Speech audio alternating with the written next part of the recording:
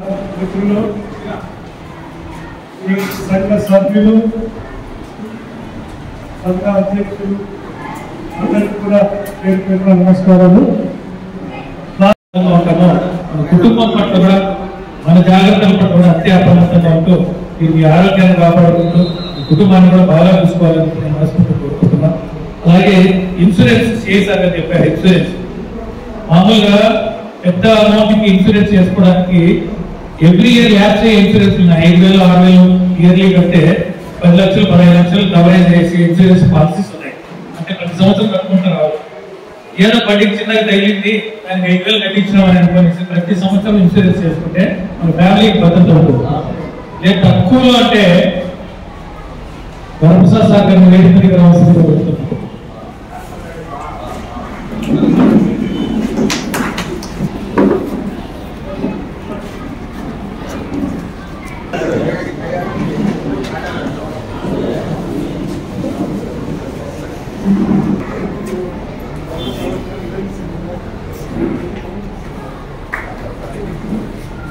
అభినందన ఎందుకంటే వీళ్ళు ఎలా కష్టపడింది.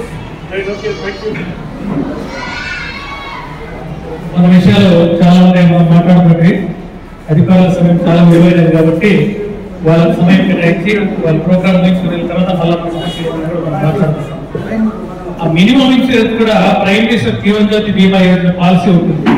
436 రూపాయలు ఎంతో సంవత్సరానికి 2 లక్షలు ఇన్సూరెన్స్ కవరేజ్ వస్తుంది. 2 లక్షలు 440 రూపాయలు పాలసీలు కొంచెం చూసి ఇయర్లీ 10 లక్షలు కవర్ అయినట్టు ఇన్సూరెన్స్ చేసుకుంటే ఫ్యామిలీకి కూడా భద్రత ఉంటుంది. ఆ విషయాలు డీటెయిల్గా మాట్లాడుతున్నాం. వాళ్ళ సమయం చాలా విలువైంది కాబట్టి చివరిగా సార్ వాళ్ళతో మాట్లాడేస్తారు. వాళ్ళని ఉద్దేశించి ముఖ్యమైన సూచనలు చేయవలసిందిగా వరప్రసాద్ సార్ కోరుతున్నాను. సో ఈ డ్రైవర్స్ అసోసియేషన్ ఉందని నాకు తెలియదు. ఇందాక మాట్లాడుతుంటే అన్న చెప్పండి అసోసియేషన్ ప్రెసిడెంట్ అన్నాడు. అసోసియేషన్ ప్రెసిడెంట్గా స్కూల్ యాజమాన్యం వీళ్ళతో పాటు అనిల్ కుమార్ అన్న, తర్వాత గౌరవ ఆర్టీఓ సారు ఈ కార్యక్రమం పెట్టారని చెప్పేసి అంటే మంచిదిలే సార్ వస్తా అని చెప్పాను నేను. విషయం ఏమంటే ఎట్లాగూ పనిలో పని మాకు కూడా గవర్నమెంట్ ఒక 1 మంత్ ప్రోగ్రామ్ ఇచ్చింది. సాగు చేసుకోవాల్సిన విషయం మాకు తెలుసు. 1 మంత్ ప్రోగ్రాము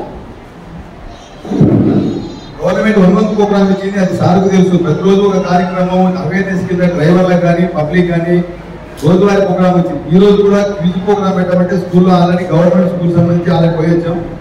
అదృష్టానికి ఇక్కడ మేము పనిచేస్తున్నాం. ఇక్కడ పనిచేసేటప్పుడు అన్నా వాళ్ళు కానీ స్కూల్ యాజమాన్యం కావచ్చు, ఈవెన్ గవర్నమెంట్ స్కూల్ కావచ్చు, లేదా బ్లూమూల్ కావచ్చు, ఎవరు కూడా మేము అడుగుతానే పలానా రోజు పలానా ప్రోగ్రామ్ పెట్టుకుంటాము, మీ పిల్లలు కొంచెం ఎంగేజ్ చేయాల్సి వస్తుందంటే ఖచ్చితంగా వాళ్ళు ఎప్పుడైనా రెడీ అంటున్నారు. అదొక హ్యాపీ. రెండోది ఏంటంటే ఎలాగో మన last 1 week back 10 days back ఇదే ప్రోగ్రాంలో భాగంగా నేను వచ్చాను సార్. మీ అందరితో మాట్లాడాను. అదే విషయాలు చెప్పలేదు కానీ ఒక 3-4 ఇష్యూస్. నెంబర్ 1, మన టౌన్ సంబంధించి కాస్త ఇరుకైన సిటీ టౌన్, ప్రధాన రహదారుల తప్ప మిగతాన్ని కూడా ఇబ్బంది కలుగుతుంది.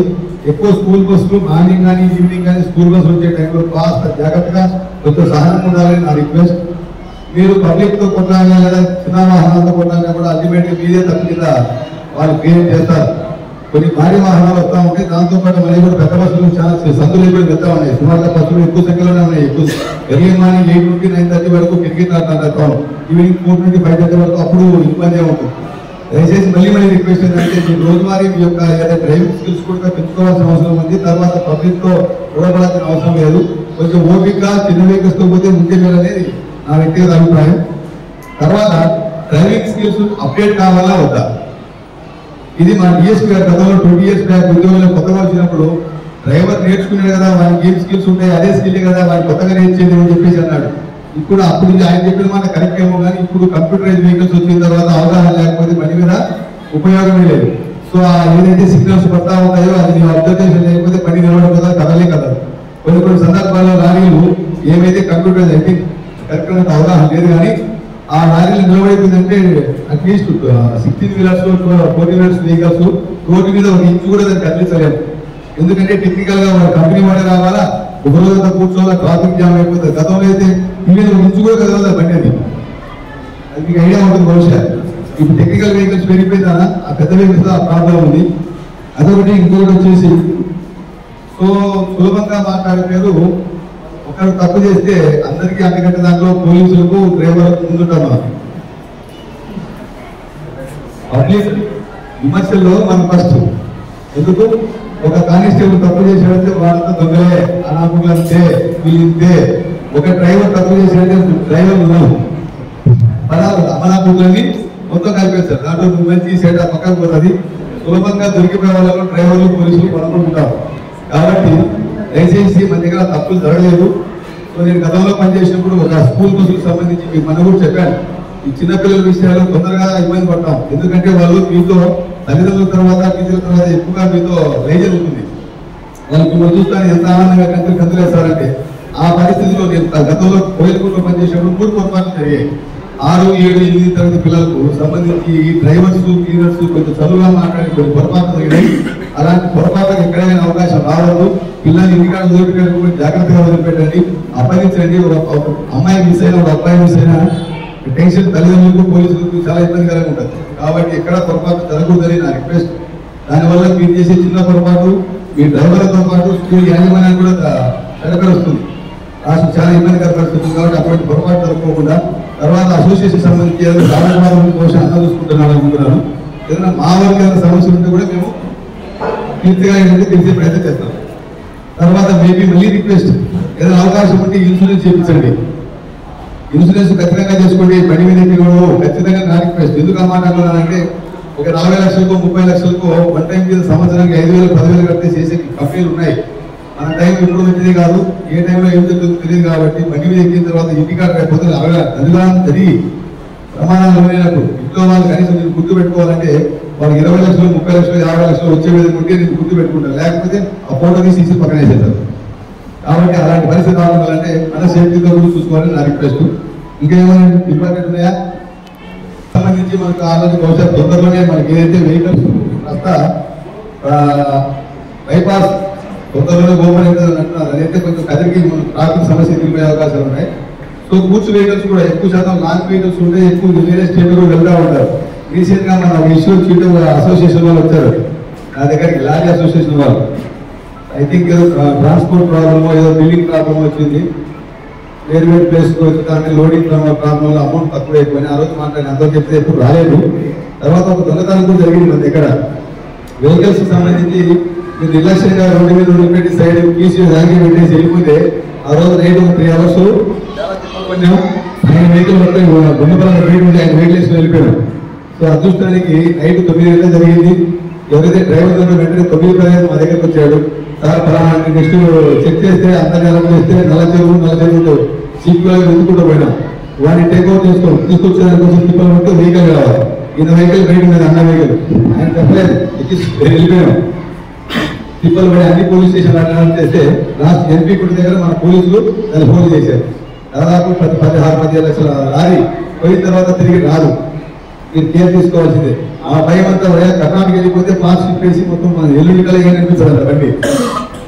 కర్ణాటక సైడ్ పోతే 2వ రోజు బండి ఉన్నది, పార్ట్స్ ఉన్నమాట. అక్కడ పోయిన టెన్షన్. అదృష్టానికి వాడు కడపవాడు ఏదో కొన్ని సమస్యలు ఉన్నాయని ఇట్లా తీసుకెళ్ళిపోయినాడు. సో దొరికింది. సో బండి విషయంలో నెగ్లెక్ట్ చేయొద్దు, రూల్స్ పాటించండి. ఇంటికాడ భార్య పిల్లలు మన కోసం ఉంటారు. ఒకటి మనసులో ఎప్పుడు ఉండాలి.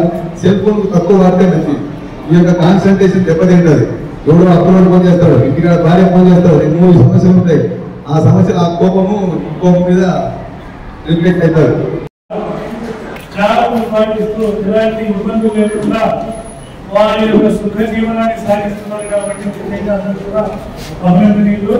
దానికి కారణం సంఘ సభ్యులు, వాళ్ళ పోరాటమే. కాబట్టి మీరందరూ కూడా వాళ్ళు మీ యొక్క అభ్యుదయం కోసమే పోరాడుతున్నారు.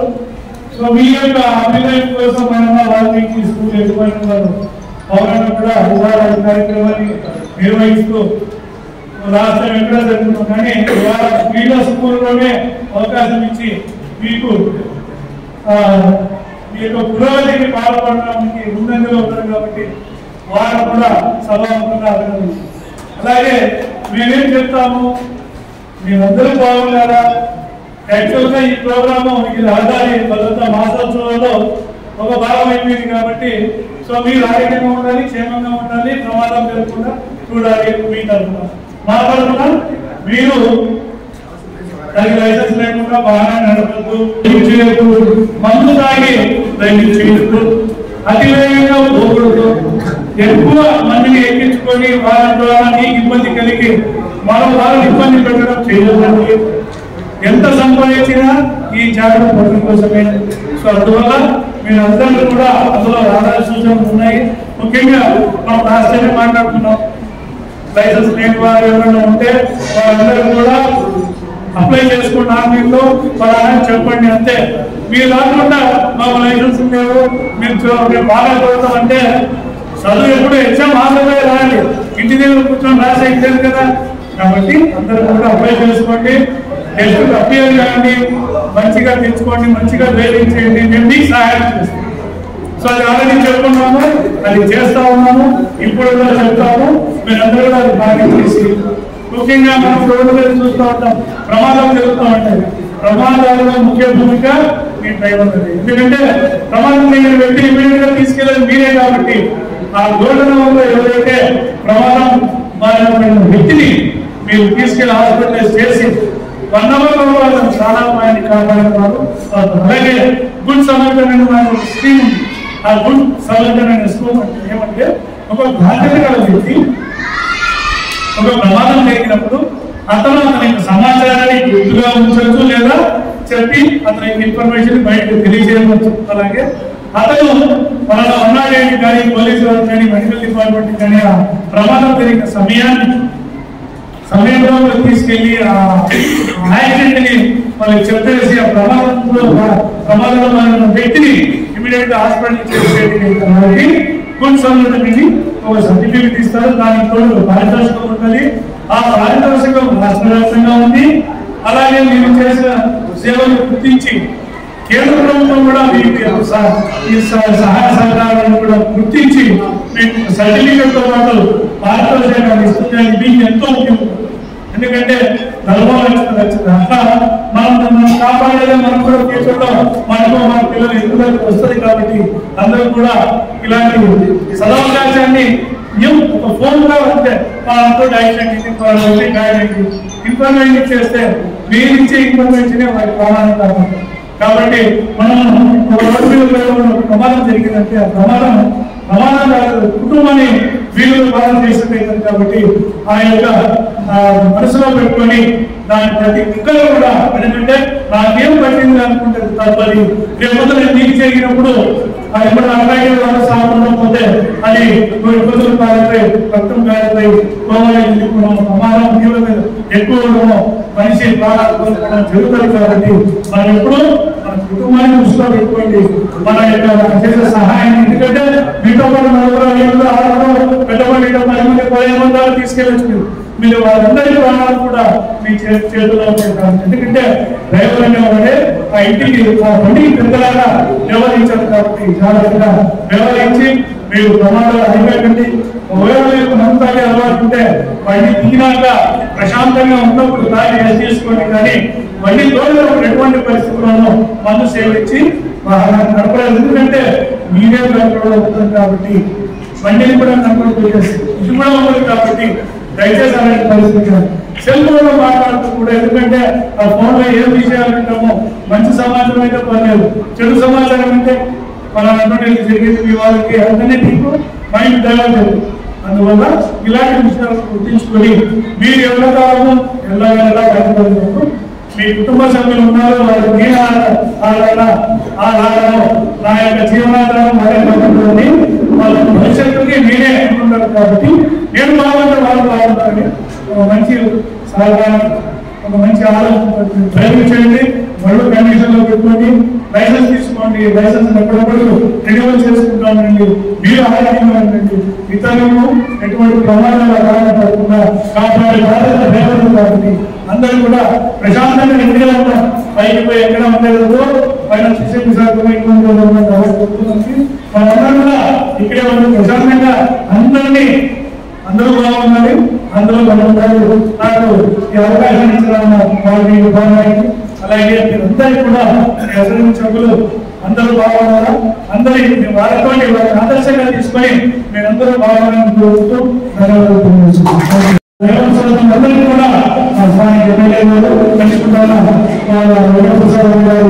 సహకారంతో కిమ్స్ సలహా హాస్పిటల్ వారి సౌజన్యంతో సో అన్నం ప్రారంభిస్తారు వచ్చి సో అన్నం కూడా వస్తారు మన సీఏ గారు వస్తారు డిఎస్పీ గారు వస్తారు సో మీరందరూ కూడా వచ్చి అక్కడ చంద్రశేఖర్ గుండె సంబంధము కంటి పరీక్షలు ఇవన్నీ చేస్తారు. ఈ అవకాశాన్ని మీరందరూ కూడా వినియోగించుకొని ఈ ఆధార ప్రాంత ఉద్యోగంలో భాగస్వామ్యం కావాలి అని కోరుకుంటూ ధన్యవాదాలు.